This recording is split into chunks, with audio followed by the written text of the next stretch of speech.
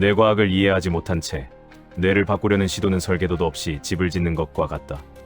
뇌과학 용어 하나를 제대로 이해하는 순간 지금까지 흘려들었던 모든 자기계발 조언이 완전히 다르게 들리기 시작할 것이다. 전두엽, 편도체, 도파민. 귀에 딱지가 않도록 들었을 것이다. 지금 이 순간 누군가 당신에게 전두엽이 정확히 무엇이고 어떻게 작동하느냐라고 묻는다면 바로 대답할 수 있는 사람은 없을 것이다. 너무 자주 들어서 아는 것 같은 착각에 빠져 있었을 뿐이다.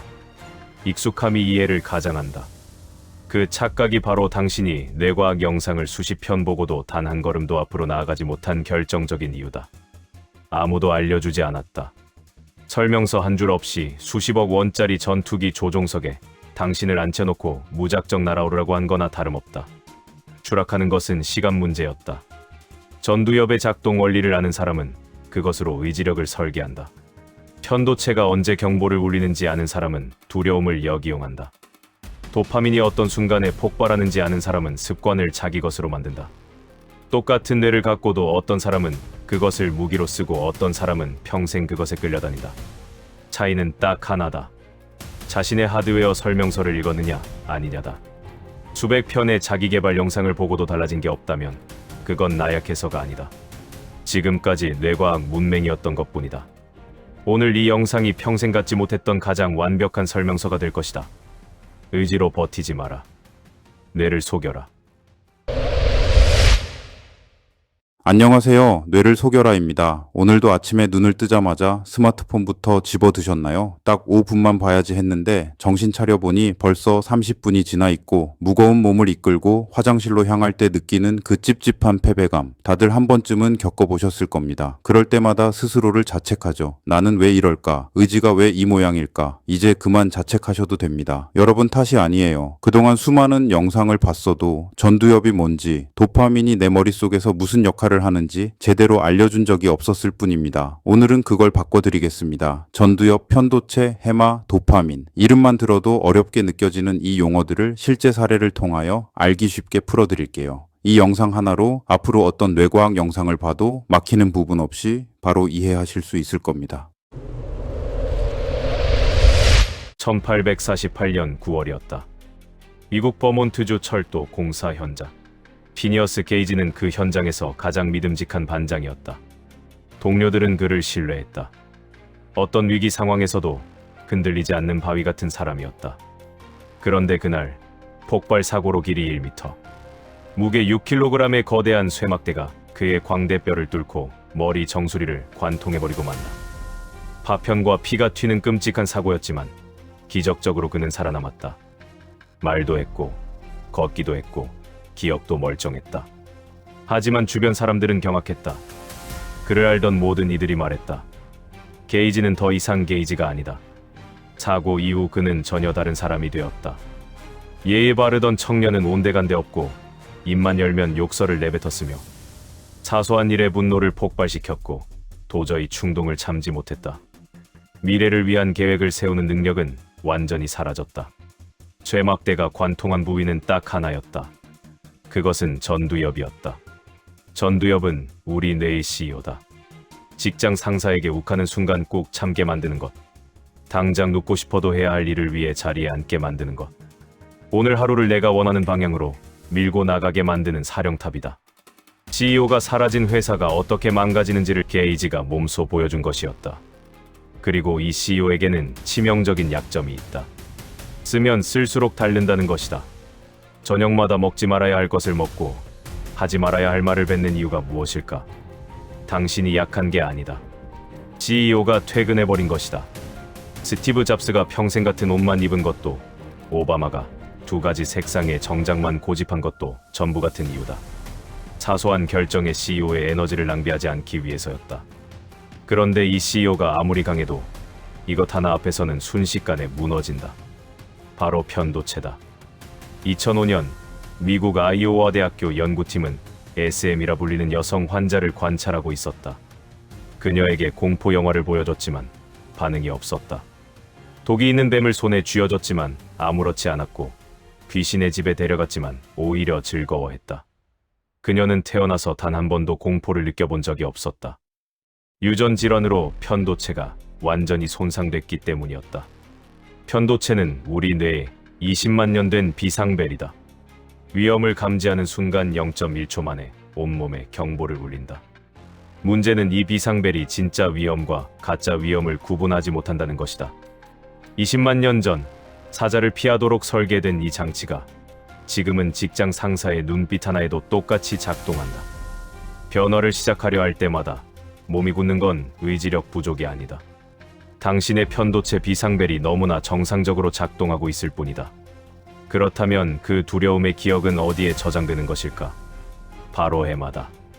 1953년 헨리 몰레이스는 극심한 간질을 치료하기 위해 해마를 제거하는 수술을 받았다.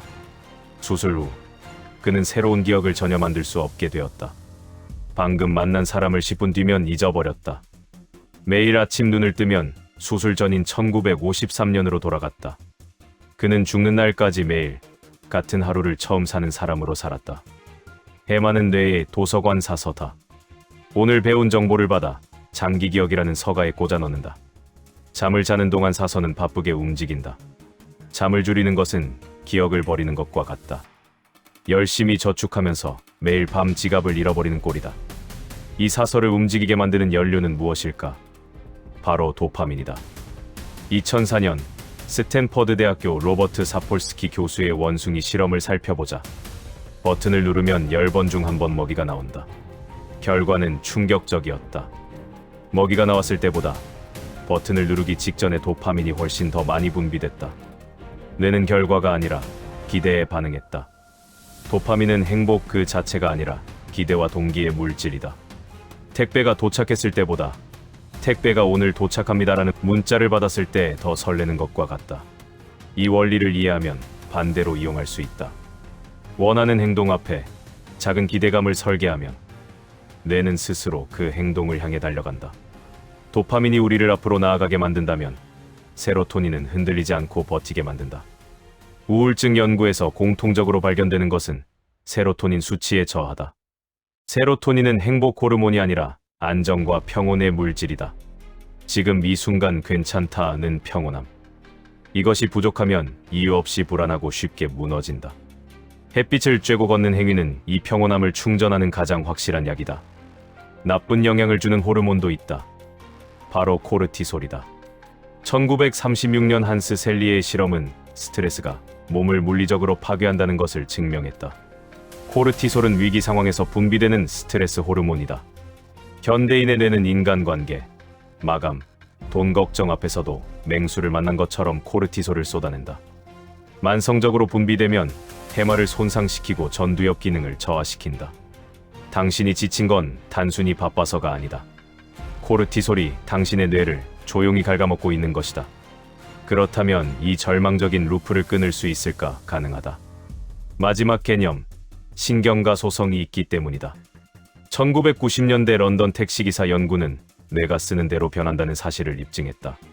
수만 개의 길을 외운 기사들의 해마는 일반인보다 현저히 컸고 운전을 그만두자 다시 줄어들었다. 뇌는 고정된 벽돌이 아니라 찰흙이다. 당신이 포기하지 않는 한 뇌는 절대 먼저 포기하지 않는다. 당신을 망치는 건 성격이 아니라 설계다. 이제 이 부품들이 어떻게 조립되어 돌아가는지 그 경이로운 메커니즘을 확인할 차례다. 지금까지 소개해드린 7가지 핵심 부품들, 사실 이것들은 따로 작동하는 것이 아닙니다. 하나의 정교한 시스템으로 연결되어 있습니다.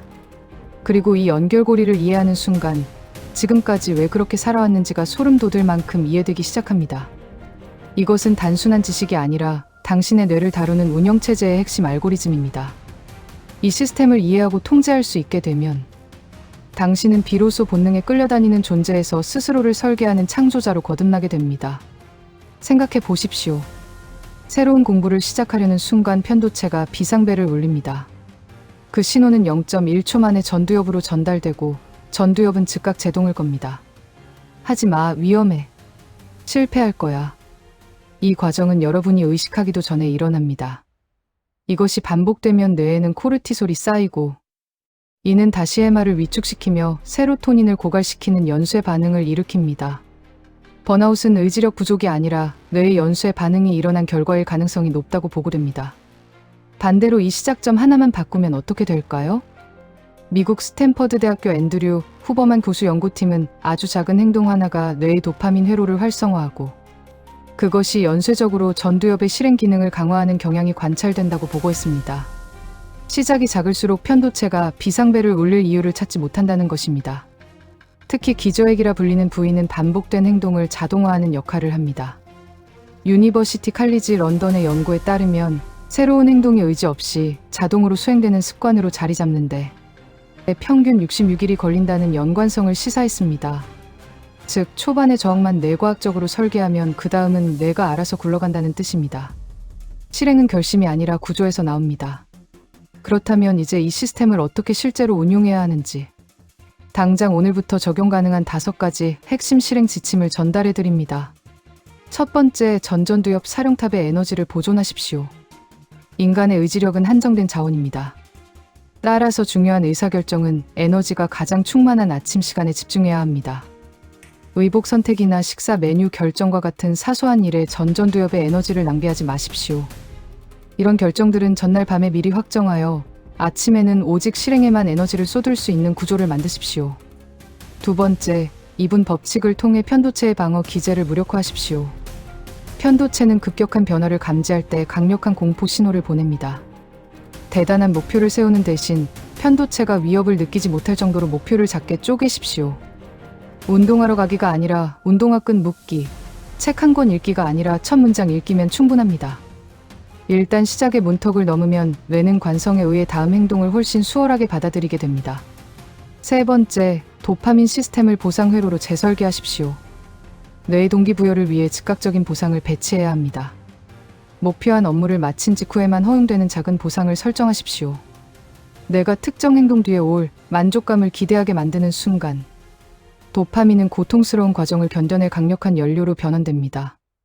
네 번째, 세로토닌 활성화를 통해 만성 스트레스를 상쇄하십시오. 코르티솔의 공격으로부터 뇌를 보호하기 위해 하루 20분 이상의 일광욕과 산책을 권장합니다. 햇빛은 안정의 물질인 세로토닌 합성을 촉진하며 뇌에 안전하다는 신호를 전달합니다. 거창한 운동이 아니더라도 이 작은 움직임이 뇌를 최적의 컨디션으로 유지하는 가장 과학적인 방법입니다. 다섯 번째, 수면을 통해 해마의 저장 프로세스를 완료하십시오. 수면 부족은 그날의 모든 학습과 노력을 무효화하는 행위입니다. 우리가 잠을 자는 동안 해마는 정보를 분류하고 장기 기억으로 전이시킵니다. 최소 7시간의 숙면을 확보하십시오. 잠은 휴식이 아니라 지식이 비로소 여러분의 실력이 되는 필수적인 처리 과정입니다. 이쯤에서 이런 생각이 드시는 분들이 있을 겁니다. 용어를 안다고 해서 진짜 내 삶이 달라질까요? 그냥 아는 척하는 것 아닌가요? 병의 이름을 모를 때는 막연히 아프다고만 느끼지만 병명을 아는 순간 어디를 치료해야 할지 명확해집니다. 뇌도 똑같습니다. 저녁마다 의지력이 무너질 때 나는 왜 이럴까라고 자책하던 분들이 아, 지금 내 전두엽 CEO가 퇴근했구나 라고 인식하는 순간 완전히 다른 대응이 가능해집니다. 자책이 전략으로 바뀌는 것이죠. 이미 나이가 많아서 뇌를 바꾸기에 늦은 것 같아요 라고 말씀하시는 분들도 계십니다. 하지만 앞서 말씀드린 런던 택시기사 연구의 피실험자들은 대부분 중장년층이었습니다. 신경과 수성은 여러분이 포기하지 않는 한 죽을 때까지 유지됩니다. 완벽하게 바꾸는 게 아니에요. 오늘 이 영상을 끝까지 본 것만으로도 이미 여러분의 뇌에는 새로운 회로가 만들어지기 시작했습니다. 오늘 여러분은 인생을 바꾸는 7가지 열쇠를 손에 쥐었습니다. 전두엽은 당신의 CEO입니다. 저녁에 무너지는 건 당신이 약해서가 아닙니다. 편도체는 20만 년 된 비상벨입니다. 작심삼일은 의지력 부족이 아닙니다.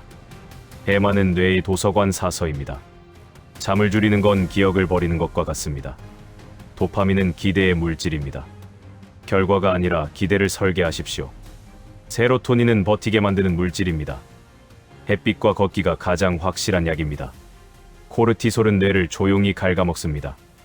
만성 스트레스를 방치하지 마십시오. 그리고 신경과 소성. 뇌는 지금 이 순간에도 변하고 있습니다. 당신을 망치는 건 성격이 아니라 설계입니다. 오늘 그 설계의 언어를 처음으로 갖게 됐습니다. 이제 더 이상 의지 탓을 하며 자신을 괴롭히지 마십시오. 대신 구조를 바꾸십시오. 환경이 의지보다 강합니다. 지금 당장 댓글에 여러분에게 가장 와닿았던 뇌과학 용어 하나와 함께 설계자라고 남겨주십시오. 그 짧은 한 줄이 오늘 배운 지식을 여러분의 해마에 각인시키는 첫 번째 신호가 될 것입니다. 당신의 뇌는 사용자가 누구냐에 따라 완전히 다른 세상을 그려냅니다. 최고의 설계자가 되어 여러분만의 세상을 만드시길 바랍니다. 뇌를 속여라. 그러면 여러분의 현실이 달라집니다.